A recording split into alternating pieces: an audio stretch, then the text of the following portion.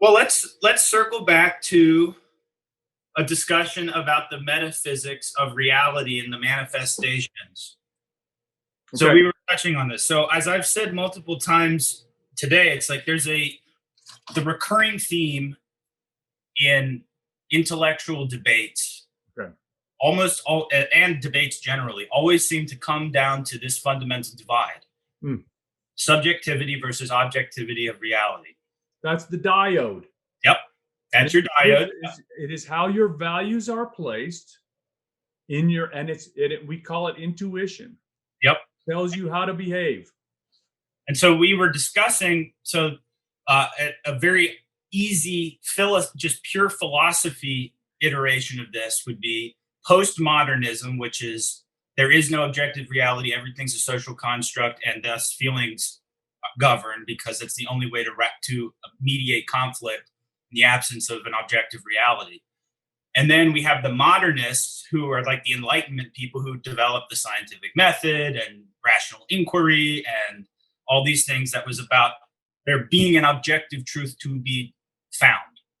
Okay, so you're like, wow, that's great. So a bunch of philosophers. I want to introduce a thought in here because I speak with Greg Enriquez, who's the clinical psychology professor at JMU, and he talks about the Enlightenment gap, which is the sciences failed to adequately incorporate the subjective realities. No, I agree. Date. And so the failure of the objective gained upper hand in the industrial age. Hold on. So there's a Neil Young lyric that's perfect. It's Thrasher. Not saw those thrashers coming up. All right, lyrics. Hold on. He's got a perfect little that it just popped in my head, and it's a perfect explanation of what we see. Okay, here we go.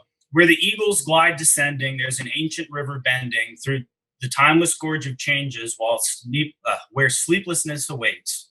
I searched out my companions who were lost in crystal canyons when the aimless blade of science slashed the pearly gates. And so the aimless blade of science slashed the pearly gates. And I think that's actually an extremely metaphorically potent image. This is good because this is the verbal representation of what Enriquez calls the Enlightenment gap, which is science as an unfeeling. It's like an AI agent. It's a disruptive agent that is not feeling and not accounting for the subjective for reality elements. I think that it's like I would say that science is almost developed into its own like soft or wetware version of an AI. It's like this. It's our augmented intelligence leveraged out of our individualized brains and individualized experience. And so when we are, I think you might disagree, but I think humans are a super organism. It's like we've leveraged out of our head our ability to deduce by rational means. And then when all of us are doing it together, we lose our ability to collectively or individually say, are we doing the right thing here? Is this now serving pro-social ends? Right. I'm not trying to be a Luddite or anything like that. But a technological determinism. Right. No, so it goes to the incomplete nature of the sciences, which is to say the sciences must incorporate the intersubjective variability in order and adequately contain that information so that we can make decisions about how to proceed from here with some precision and decidability. So I would say that I think that what you see here are the sciences that are fundamentally rooted in reality, why they are less kind of off into dangerous places than the softer sciences that are less connected to a physical or objective reality and instead of purpose. Well, I point to mathematics that now is under assault by these very people, and it's interesting because it's like the use of the form mathematics as a template to project ideological preference which is most irritating. Because it's like when I use the math problem that I make the 7-year-old solve, contain embedded in it some postmodernist, what I would regard as nonsense. I'm objecting to you embedding your ideology, but their argument will be something to the effect is. So this is what they do. This is exactly what they do. So they say, we are not teaching critical race theory. What they define teaching critical race theory as is, here's what Barack Obama's professor who invented it at Harvard said, and this is the basis, and here we have the philosophy and the philosophers who that's what they define teaching critical race theory. The way that they sneak it in is this is not literally true. I cannot recall this word for word, but in essence, it's true. So the math questions used to be a number 2 and then a multiply and a 2, and you're supposed to put the answer at the bottom. Now it's little Timmy is black, and Timmy couldn't afford this, and Johnny is white, and so how tall is Emotep? When does this have to do with math? Any of this shit?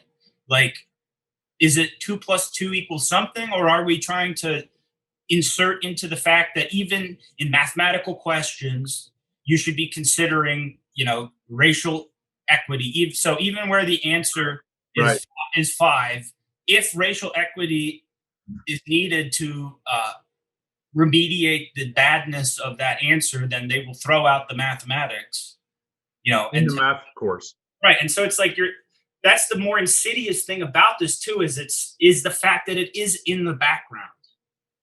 No, so this is interesting. So like this I came up with yesterday too. So I'm like this. So I'm using this form, which is the form of it. And I wrote this before we met. So I got it on my book right here, which is the intuitional conflict is what I'm interested in at all scales of human social interaction. It appears to be at baseline apparent in all social situations. And so I want to use the critical race theory form by saying it's not a matter of if, but how much such social conflict, such intuitional conflict manifests in any particular social situation. Does that make sense? No, say that again. It's like this. So we have intuitional conflict. We're talking about these diodes. Mm-hmm. So people who have opposite diodes, they're trying to solve a problem. They're having a problem because there's a dissonance, because there's subjective objective dissonance. What one is going to supersede the other in this circumstance. And so it's not a matter of if, but how such conflict manifests in any particular social situation that is of interest. Yes. And this intuitional, critical intuitional theory. Well, so yeah, no, I agree. And so to then illustrate it with another manifestation of the divide, for example, in law, the big divide is over the metaphysics of the law is there's natural or God or divine or, just the law of humans that is real. And it's like, we can say, oh, in this situation, the law of nature says, you got to be stoned to death or whatever. And then there's the legal positivists or legal constructionists or whatever who would argue that the law is nothing. Well, the legal realists would say the law is nothing more than what the judge decides at the given moment that the gavel drops. And for whatever reasons, if he had a bad sandwich and that's why he was mad that day or whatever. And I think that manifests itself into a situation where the judges and the lawmakers think that they're totally unbridled from the law itself. Reality.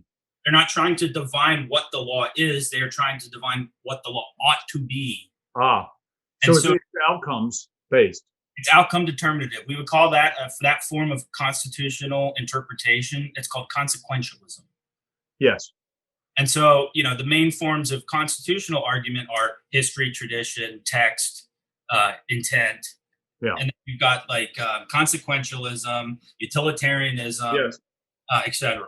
Yeah. So the interesting thing, and I was feel for this with the guys who were dealing with the election, complaints about the election in 2020, the judges. Mm-hmm. And it's like, yeah, the consequences can be quite personal. And it will behoove the judge to be aware of that when he's making his decision for his family and his well-being, right? In addition to whatever is going to happen socially. It's like, okay, this could get kind of rowdy, right? So in that regard, like I don't think that natural law and legal realism or legal positivism are necessarily mutually exclusive. Huh. You know, I think that you can recognize the subjective influences on a particular judge's behavior. That may well be the law for those two people and the judge and the jury, you know. Yes. But that does not mean that the judge was divining, you know, or trying to rationalize what the law is. Right. So this caused me And to so think you're of something. I would like you to, this is a research subject that might be of some interest, which is like this. okay. We take the decisions of a judge in a particular realm, like say property law or something like that, or some simple realm, so that we can look at their judgments, and then based on the time of day, right? Does the judgment change? Like think about it. Like as the guys working from morning till noon, right? Presumably to lunch. As lunchtime approaches, does the judge change his behavior? Does that make sense? I have a feeling that this has already been done, and if it hasn't, then where are the data people in the law? What are you guys doing? Like, there's a whole profession for this. And Really? yeah. So see if you can find out about that. That's kind of interesting, because I'm like, I've heard such stories, and I'm like, okay, you know, there's a time to appear before the judge and a time to not be there. Just call a recess and let him have lunch and relax a little bit before you start back, because he's going to be tired and irritable. I hope you enjoyed this episode of the Best Medicine Podcast with Bradley H. Werrell, D.O. Don't forget to hit like and subscribe below, either over there or over there. Also, if you're interested in a medical consultation with myself, there's also information below.